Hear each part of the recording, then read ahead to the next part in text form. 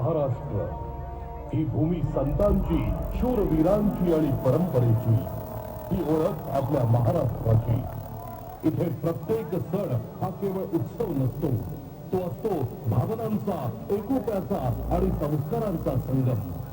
गणेशोत्सवाचा जल्लोष, दिवाळीचा प्रकाश आणि गुढीपाडव्याचा नवा आरंभ, वारकऱ्यांच्या ओव्या, टाळ मृदंगाचा नाद आणि विठ्ठल नामात रंगलेली भक्ती, हे सारे रंग महाराष्ट्राच्या संस्कृतीला उजळवतात. हाच आहे आपल्या परंपरेचा आत्मा. लावणीचा ठेका, पोवाड्यांची शौर्य गाथा आणि लोककलेतून उमटणारी जनभावना, हीच आहे आपल्या संस्कृतीची ओळख. संस्कार, आदर आणि एकोप्याची शिकवण देणारी ही परंपरा आपल्याला जोडते, घडवते आणि यशस्वी बनवते. महाराष्ट्र फक्त एक राज्य नाही, तो आहे आपला अभिमान. आता आपण अनुभवणार आहोत एक अद्भुत प्रवास. आकाशात पसरणारे विविध रंग, प्रकाश यांच्या संगतीने महाराष्ट्राच्या संस्कृतीचा, परंपरेचा आणि अभिमानाचा इतिहास.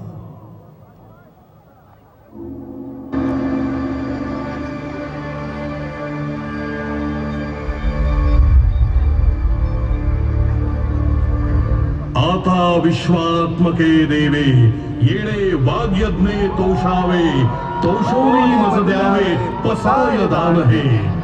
विश्व कल्याणाचे पसाय दान मागणाऱ्या ज्ञानेश्वर माऊलींचा हा महाराष्ट्र. ज्ञानेश्वरीच्या माध्यमातून भगवद्गीतेचा अर्थ सर्वसामान्यांना सांगणाऱ्या माऊलींचा हा महाराष्ट्र. भागवत धर्माचा पाया रचणाऱ्या ज्ञानेश्वर माऊलींची ही 750वी जयंती. दुरितांचे तिमिर जाओ, विश्व स्वधर्म सूये पाहो म्हणणाऱ्या ज्ञानेश्वर माऊलींना विनम्र अभिवादन.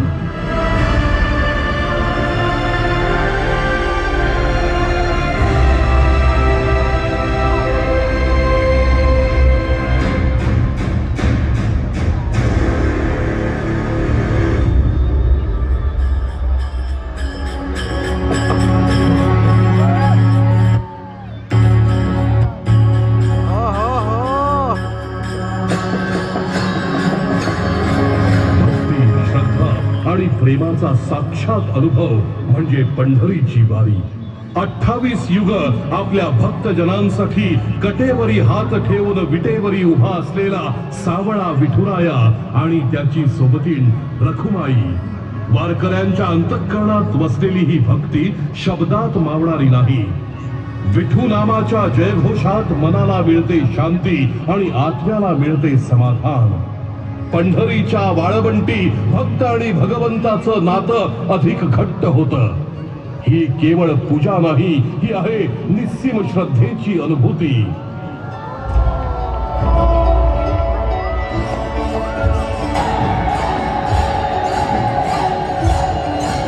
ज्ञानोबा तुकोबाच्या गजरात चालणारी लाखोंची वारी. टाळ मृदंगाच्या गजरात अखंड नामस्मरण करत वारकरी निघतात पंढरीच्या दिशेने. ना थकवा ना तक्रार, फक्त एकच आस विठुरायाच्या दर्शनाची. हाती भगवी पताका, मुखी तुकयाचे अभंग आणि मनात भक्तीचा महासागर. वारी म्हणजे केवळ चालणं नाही, तो आहे प्रवास श्रद्धेचा. इथे श्रीमंत गरीबाचा भेद नाही, नरनारी ऐसा भेद नाही. इथे सारेच समान, सारेच वारकरी त्या विठुरायाचे.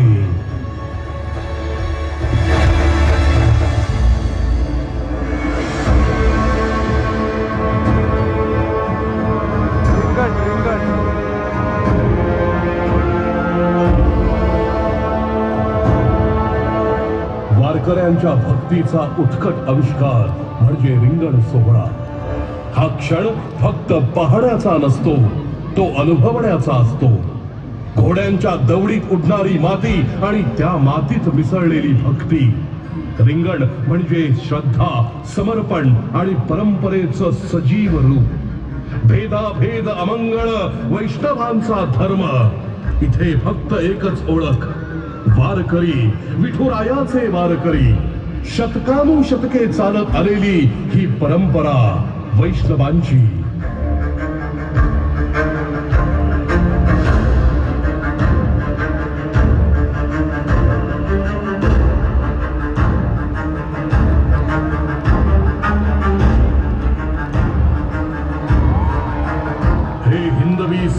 स्वराज्य व्हावे येतो श्रींची इच्छा.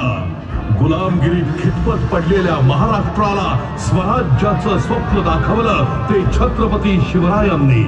धैर्य, बुद्धिमत्ता आणि दूरदृष्टीच्या जोरावर उभं राहिलं हिंदवी स्वराज्य.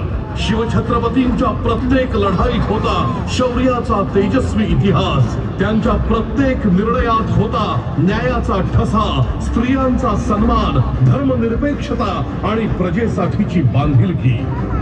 गडकिल्ल्यांच्या भक्कम बांधणीपासून आरमार उभारण्यापर्यंत ज्यांनी घडवला एक सशक्त महाराष्ट्र, ते नाव म्हणजे छत्रपती शिवाजी महाराज.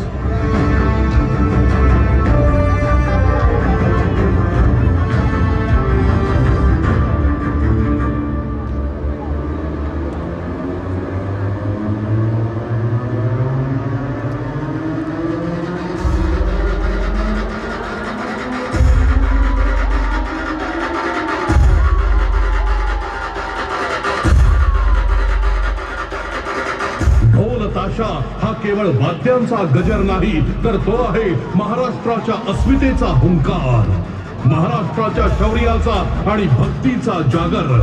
गणपती बाप्पाच्या विसर्जनात असो किंवा शिवजयंतीच्या मिरवणुकीत, ढोल ताशाचा हा गजर थकलेल्या मनालाही पुन्हा उभं करण्याची ताकद ठेवतो.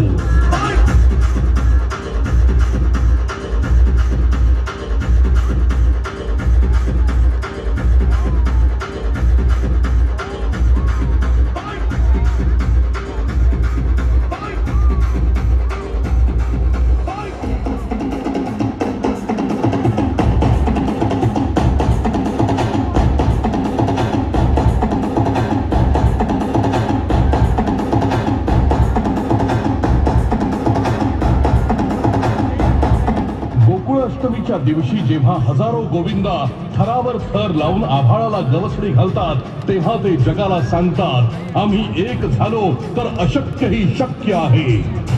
एकीचं बळ आणि जिद्दीचा कळस म्हणजे आमची दहीहंडी.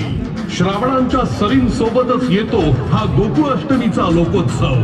हा केवळ खेळाचा थरार नाही, तर हे आहे महाराष्ट्राच्या ऐक्याचं दर्शन.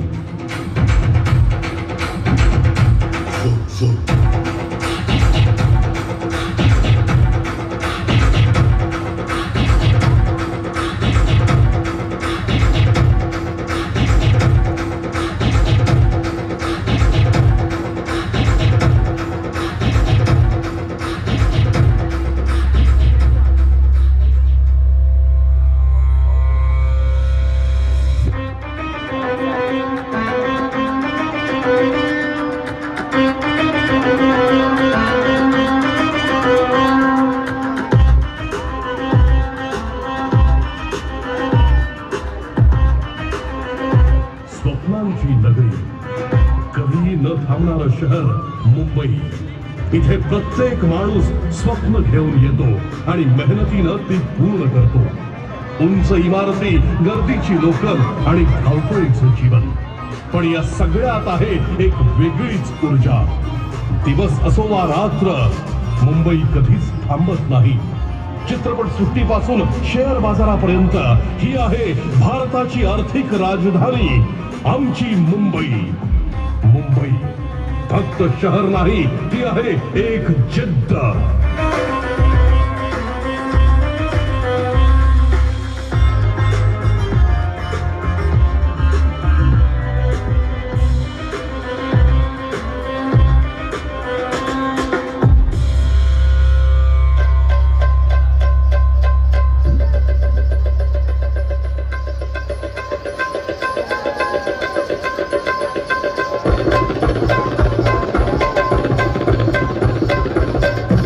महाराष्ट्राच्या मातीत रंगांचा गुलाल जेव्हा उधळला जातो आणि ढोलकीचा ठसकेबाज आवाज खुंटतो, तेव्हा एका क्षणात काळजाचा ठोका चुकतो. कारण ही आहे आपली लावण्यवती लावणी. लावणी म्हणजे सौंदर्याचा एक अनमोल दागिना, जिच्या नजाकतीला आणि अदाकारीला तोड नाही. कधी शृंगाराचा ओघ होऊन वाहणारी, तर कधी वीररसाची तलवार होऊन तळपणारी ही लावणी म्हणजे मराठी संस्कृतीचा सर्वात देखणा आविष्कार.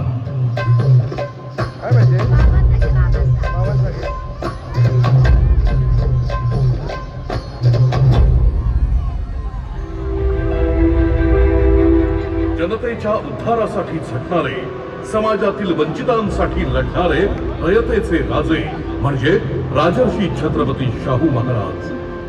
राजसत्तेचा उपयोग त्यांनी स्वतःच्या वैभवासाठी नाही तर समाजातील दुर्बल घटकांच्या उन्नतीसाठी केला.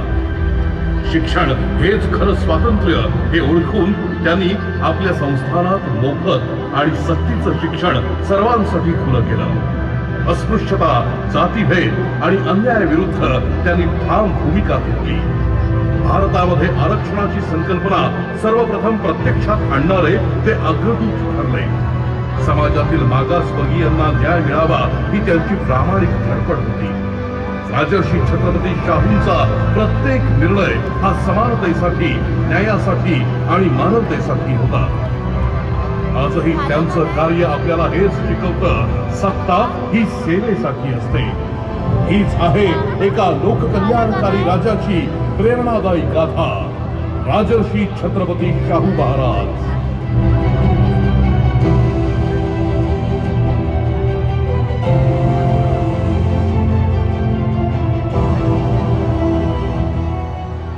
अंधारातून प्रकाशाकडे नेणाऱ्या एका क्रांतिकारकाचा प्रवास म्हणजे महात्मा ज्योतिराव फुले. त्यांचं नाव घेताच डोळ्यांसमोर येते ती शिक्षण, समानता आणि सत्यासाठीची लढाई. त्या काळात समाजात स्त्रियांना आणि खालच्या जातींना शिक्षणाचा अधिकार नव्हता, पण ज्योतिबांनी हे अन्यायकारक वास्तव बदलण्याचा निर्धार केला. त्यांनी भारतातली पहिली मुलींची शाळा सुरू केली आणि स्त्री शिक्षणाची ज्योत प्रज्वलित केली. त्यांच्यासोबत सावित्रीबाई फुले यांनीही या लढ्यात मोलाचं योगदान दिलं. सत्यशोधक समाजाची स्थापना करून त्यांनी समाजातील अंधश्रद्धा, जातीभेद आणि अन्यायाविरुद्ध आवाज उठवला. त्यांचं कार्य केवळ सुधारणा नव्हतं तर एक सामाजिक क्रांती होती. हा आहे एका महान समाज सुधारकाचा प्रकाशमय प्रवास, महात्मा ज्योतिराव फुले.